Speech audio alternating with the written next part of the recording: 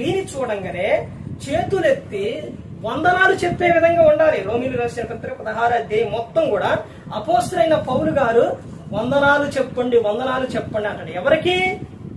ఎవరికి ఎవరెవరైతే ఆత్మీయంగా ఉన్నారో, ఎవరైతే దేవుని పట్ల భయము భక్తులు కలిగి ఉన్నారో వారందరికీ కూడా వందనాలు చెప్పమని అపోస్తలుడైన పౌలు గారు చెప్తారు. ఎవరికి పడితే వందనాలు చెప్తారనుకున్నారేంటి? చెప్పరు. అసలు అది రావాలి అంటే మనసులో నుంచి రావాలి. వందనాలు అనేది ఒక వ్యక్తిని చూడంగానే వందనాలు చెప్పాలి అని ఏమనిపించాలి? అనిపించాలి. అలా అపోస్తలుడైన పౌలు గారు అక్కడ ఉన్న వారికి ఏం చెప్పిండు? అపోలో ప్రిస్కెల్లో వారి ఇంట ఏముందంట? అసలు ముందు వాడు ఏం చేశారు? ఒక సేవకుని నిమిత్తం తన ప్రాణం పెట్టుటకు సిద్ధపడ్డారు. వారి ఇంట సంఘం ఉంది.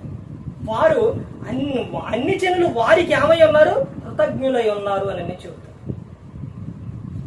వారికి వందనాలు చెప్పుండి అని అపోస్తలుడైన పౌలు గారు చెబుతారు. నిలబెట్టి మాట్లాడించిన తండ్రి అయిన దేవునికి కృతజ్ఞతాస్తుతులు చెల్లిస్తూ ఇంతవరకు శ్రద్ధగా ఉన్న మీకు ప్రభు పేరుతో నా హృదయపూర్వక వందనాలు చెల్లిస్తూ ఈ మాటలు ముగిస్తున్న అందరికీ వందనాలు.